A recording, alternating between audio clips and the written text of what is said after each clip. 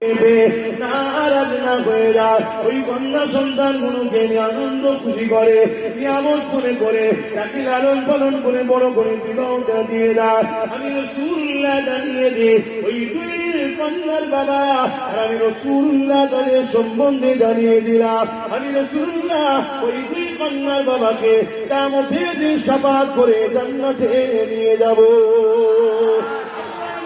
জানিয়ে দিলে মানুষেরা, আমার বাচ্চারা, মায়েরা, বোনেরা, বিশ্বের নারীদেরকে জানায়, আমার ভাষা যারা বুঝবেন, যে কোনো ধর্মের হোক না কেন, ইসলাম নারীকে এত সম্মান দিয়েছে, ইসলামের মোকাবেলায় দাঁড়াবার কারো ক্ষমতা নাই। ইসলাম নারীকে এত সম্মান দিয়েছে, কেউ ইসলামের মোকাবেলায় আসতে পারবে না। ইসলাম জানিয়ে দিল, আমার রাসূলুল্লাহ বলে দিলে, কার ঘরে যদি একটা, দুটো, তিনটে পর পর কন্যা সন্তান হয়, ওই তিন কন্যার বাবা যদি ওই তিনটে কন্যাকে পেয়ে অখুশি না হয়ে আল্লাহ নিয়ামত মনে করে ওই তিন কন্যাকে লালন পালন করে তার বিবাহটা দিয়ে দিতে পারে। আমি রাসূলুল্লাহ জানিয়ে দিলাম, আল্লাহ নবী দুটো আঙুল তুলে দেখাচ্ছে, এই তিন কন্যার বাবাটা আমি রাসূলুল্লাহ আল্লাহ পাকের জান্নাতে পাশাপাশি থাকিব। আরো জোরে বলুন সুবহান।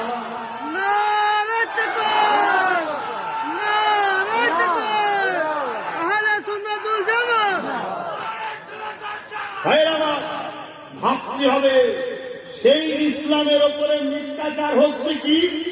ইসলামে নাকি রেপ করা ভালো। যে ইসলাম নারীকে এত মর্যাদা দিয়েছে, একটা একটা নারী একটা একটা জান্নাত, বলুন সুবহানাল্লাহ।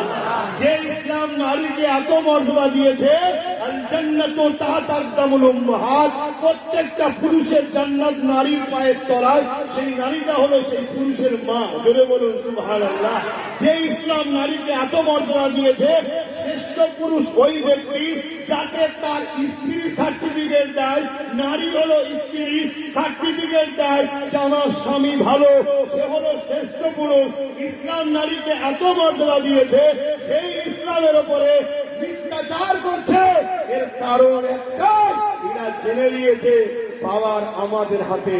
তাই বলে যাচ্ছি, আব্বাস সিদ্দিকী কি করছো কেউ যদি জানতে চাও, কোনদিন যদি আমাদের ক্ষমতা দাও, এই নারী বিদ্বেষীদের ঘরে তুলে নিয়ে যায়, এদের পাকা প্রশাসনকে লাল করে ছেড়ে দেওয়ার ক্ষমতা নেই।